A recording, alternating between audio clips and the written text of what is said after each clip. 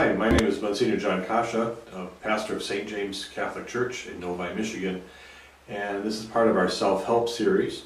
In these series of short videos, we're going to be dealing with different topics, and today's topic is the topic of loss. And loss can come in various forms. The most common one, of course, is death, but it could be loss of a job, loss of a relationship, loss of a friendship. It could be losing one's way. There are many ways that people lose things and relationships.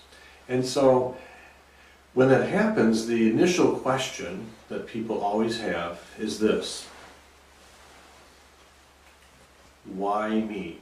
Now, this is Garfield the cat, and I received this a long time ago.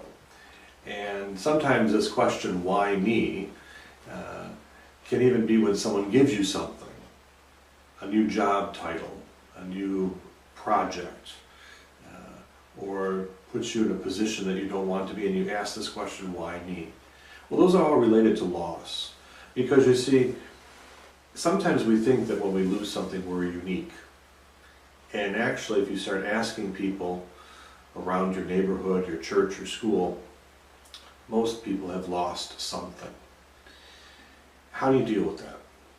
Well, after asking the question, why me, the answer you have to remind yourself of is that I'm not alone. Everyone's experienced loss. How do you deal with it? Well, the first thing to do is to recognize that you have to move forward.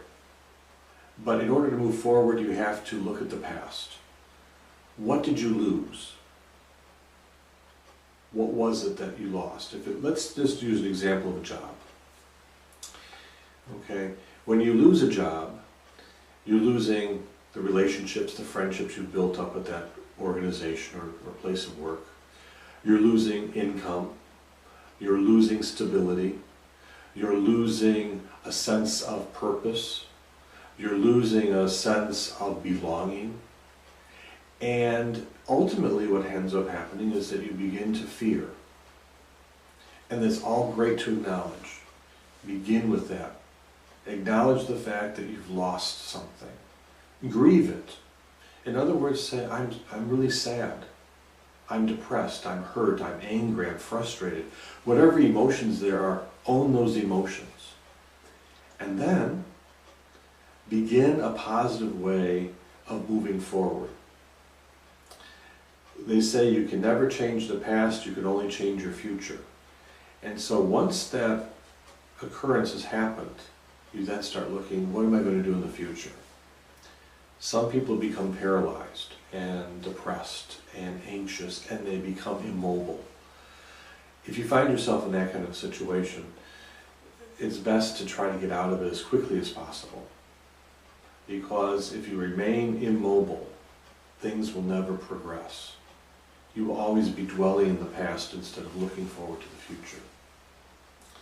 So grieve the loss, acknowledge the loss, and then begin active participation in how to get the future rolling.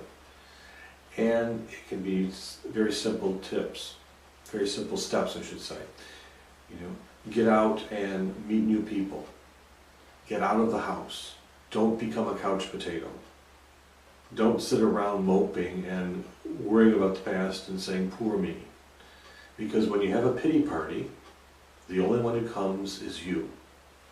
Most people don't care. Oh, they'll be sympathetic. They'll say, there, don't worry, you'll find something, or whatever. But ultimately, you have to pick yourself up by your own 2 feet and start moving forward. And don't be discouraged. It may take you a long time to develop a new routine, a new way of living.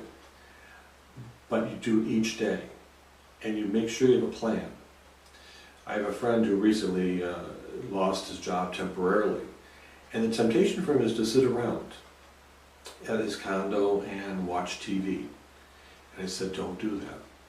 Do the same kind of routine you would have had when you had your job. Get up at the same time every morning, have a regular breakfast routine, make sure if you're going to be looking for jobs, okay, I'm going to look for a job between the hours of 9 a.m. and 12 noon. Go to the library. Go out into the world, making new friends, volunteer, get involved in things you've always wanted to do, develop new hobbies, get proactive. And now the same thing can be applied if you've lost a loved one, especially spouses who have lost their spouse. Again, that person's not there. And if you've been caring for that person for a long time, there is a sense of emptiness. But again, develop a routine and move forward. You'll never forget that person.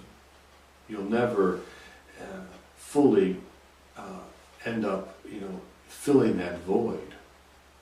But what you can do is recognize that person is still with you. That person is still a part of your existence, and that person will help you to get forward and move forward in your life. If you lost a friendship, a relationship, breakup, again, acknowledge the fact that it hurts, acknowledge the fact that that person was a part of your life, but then continue to move forward.